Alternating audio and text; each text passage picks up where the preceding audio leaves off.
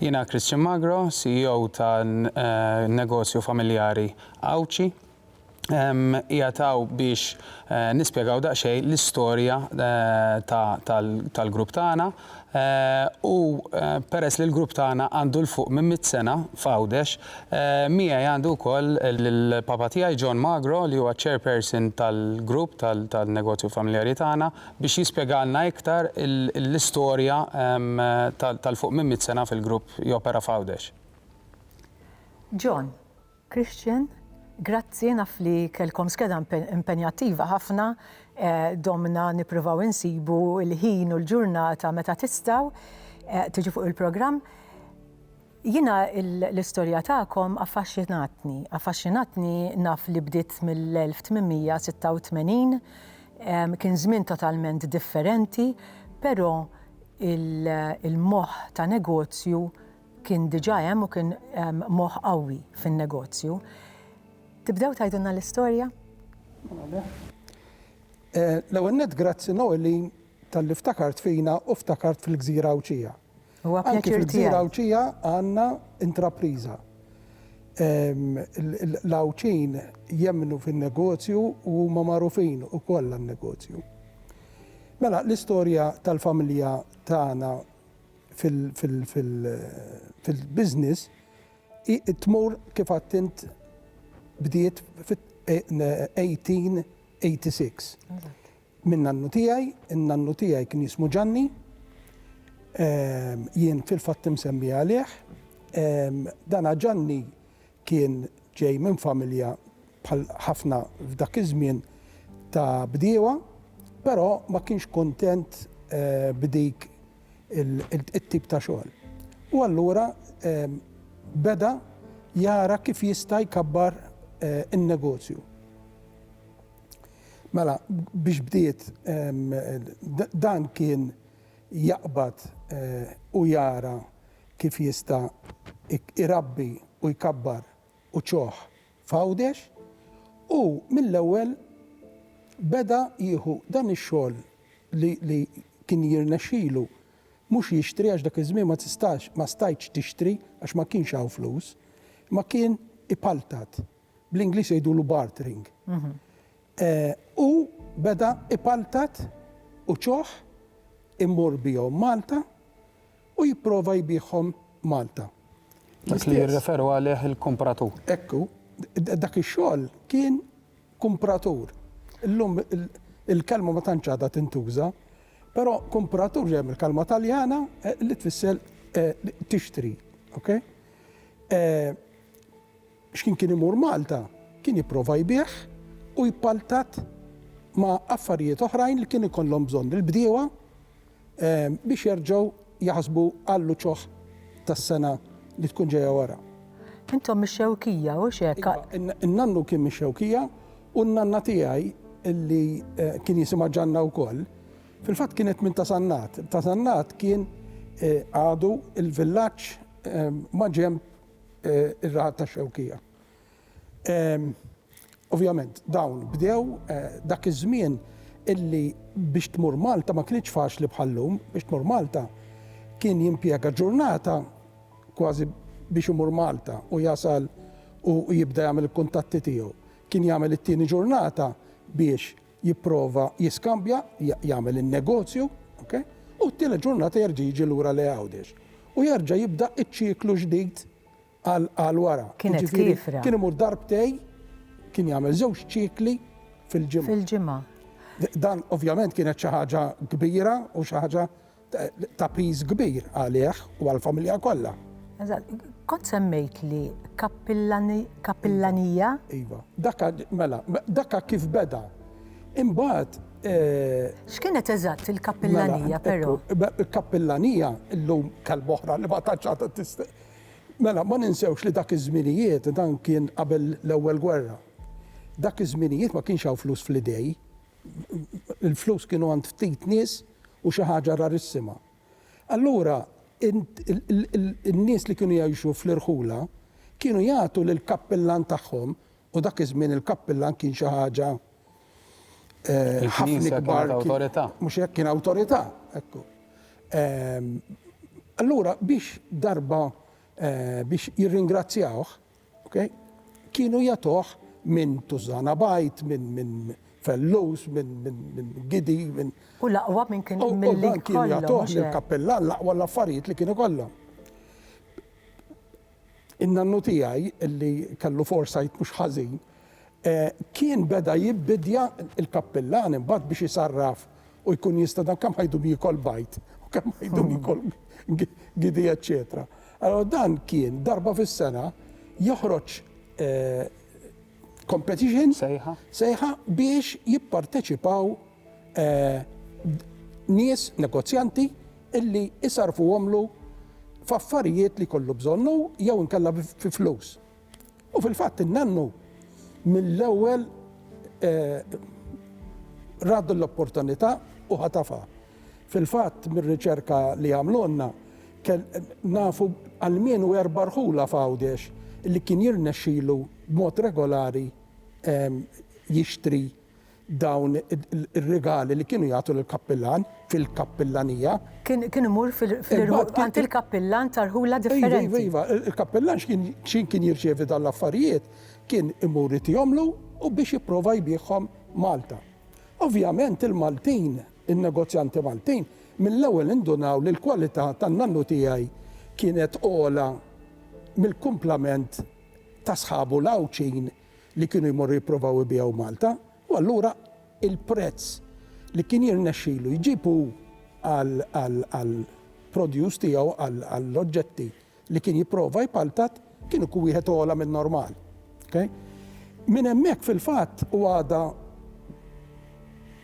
importanti sal-lum hija għaliex aħna nemmnu fil-kwalità. Aħna l-kwalità dejjem tajnija pożizzjoni għolja ħafna fil-kull ħaġa li nagħmlu. U speċjalment illum il-konsumatur edukat jaf jażel il-kwalità hija importanti. Inti kellek però mhux in-nannu biss kien negozjant, kellek in-nanna Ġanna. Ekku.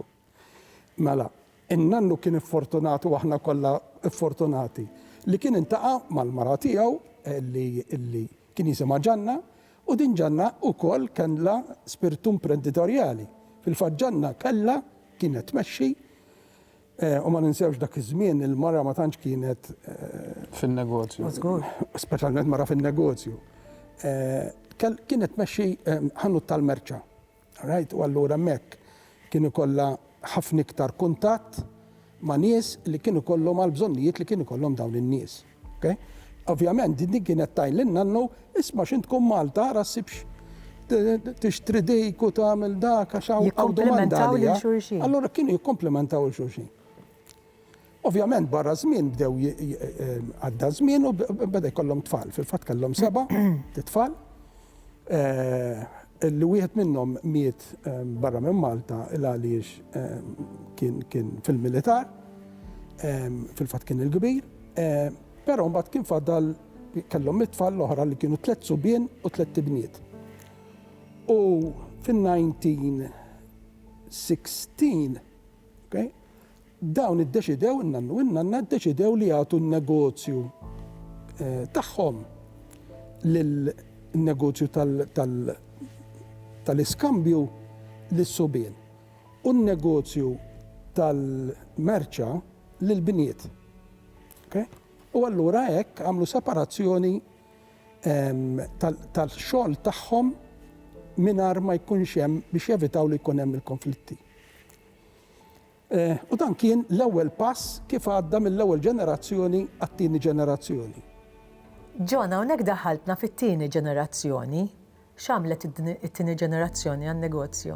Mela, is-subien illi ħadu n-negozju tal-iskambju kienu Manuel li kien il-papa tiegħi li kien li żar fost it-tlieta, Giuseppi u Luigi. Luigi kien il-kbir u bejn Luigi u l-papa tiegħi kien hemm kważi 20 sena. Mela, il-papa tiegħi u ħutu dawn kienu kellhom spiritu imprenditorjali qawwi ħafna. Tinżix ġejjin minn familja diġà fin-negozju u raw kif ikabbru in-negozju li tawhom il-ġenituri tagħhom b'mod qawwi. Fil-fatt huma mill-ewwel bdew mhux biss bħalma kien jagħmel missierhom ibiegħu Malta, imma mill-ewwel marru anki għal barra minn Malta.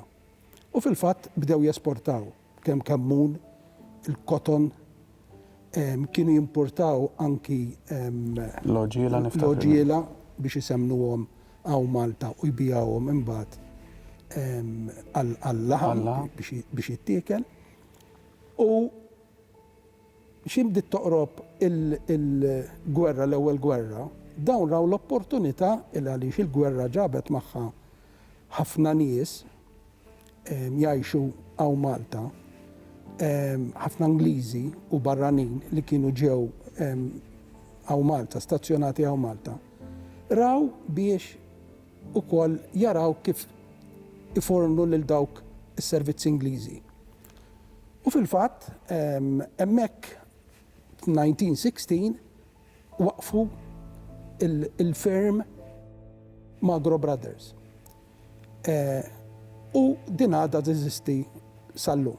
Din għamluha biex ikunu jistgħu ifornixxu, ikunu jistgħu jbigħu lill-servizzi Ingliżi. Ovvjament malli dan ġab miegħu ħafna xogħol, kien ġejja l-gwerra u allura ħafna barranin ġew jgħixu f'Malta. U hawnhekk bdew jaraw opportunitajiet oħrajn. Fil-fatt, issa beda jkollhom anki l-cash, mhux biss il-bartering, bdiet tidħol l-element għax is-servizzi Ingliżi kienu iħallsu cash, mhux bartering. Allura bdew jimirħu f'affarijiet oħrajn. Bdew jagħmlu sħab ma' nies oħrajn f'Malta li kellhom diġà kuntatti, l-importazzjoni ta' karozzi, kellhom anki fabbriki oħra tal-alf tal-annimali. Insomma, ħafna investimenti oħrajn ma' nies Maltin.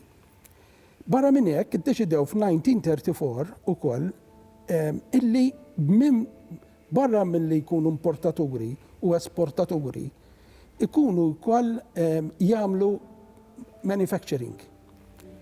Fil-fatt f'1934 tħanna fis-settur nipproduċu l-konserva. Fil-fatt il-konserva għadha popolari sal-lum importanti ħafna l-grupp tagħna. Barra dawk ukoll bdew jidħlu meta bdew jikbru, il-negozju tagħhom beda jikber, bdew jaraw illi il-mezz tat trasport bejn Malta u Għawdex kien għadu dgħajjef, allura bdew jinvestu anki f'dak is-settur. U fil-fatt xtraw l-ewwel il-vapur li kien jismu Ħanini, illi kien jaqsam bejn Għawdex u l-Port il-Kbir. Il-Port il-Kbir kien il-post l-iktar viċin ta' fejn kien isir l-iskambju il-belt. Okay? Fil-fatt għadu importanti sal-lum. U allura hemmhekk ukoll għamlu 40 sena f'dan settur tat trasport bejn Malta u Għawdex b'diversi bastimenti. Imperial Eagle, Queen of Peace, insomma, ħafna. John, ħajkolli nagħlaq l-istorja għall-istorja vera twila, vera interessanti. Ftit kliem għajdli ftit, però kif ikkonvinċew lill-bdiewa biex jibdew jipproduċu it-tadam bi kwantità kummerċjali? Sewa. Mela, fil-1934 tinsiex li daqt nitkellmu bejn iż-żewġ l-ewwel gwerra u t-tieni gwerra. Il-flus kien għadhom ftejt, il-bdiewa kienu għadhom ħafna mill-ċoħ tagħhom kien għadhom jibbarterjaw, imħaltuhom. Allura biex iħajruhom jaqilbu milli jkabru l-kamun jew il-koton jew il-basal, ħajruhom biex jibdew jagħmlu ikkabru t-tadam. U biex ħajruhom żgur, bdew jgħidulhom isma' aħna lesti nixtru dak kollu li jirnexxilkom tipproduċju u nħallsukom f'cash. Allura l-bdiewa li kellhom l-ewwel aċċess għal xi ħaġa li jistgħu jbigħu u jpaltuha fi flus, kienet xi ħaġa interessanti ħafna għalihom. Bl-Ingliż it was an instant success. Fimt? U dan bdew f'Għawdex, imma mbagħad bdew anki jixtru minn Għawdex barra Malta wkoll, ġifieri. U għadna sal-lum nixtru kemm minn bdiewa Għawċin u kemm minn bdiewa Maltin. x'ħasra, ħajkolli naqta l-istorja għax ovvjament il-ħin għaddilna, però inkomplu iktar tard għal-benefiċċju tat-telespettaturi għax naħseb issa hemm kurzita, ħanaraw x'ġara, daqt ħaniġu għal parti vera importanti u kien hemm kambjament kbir ieħor hemmhekk. Mela le.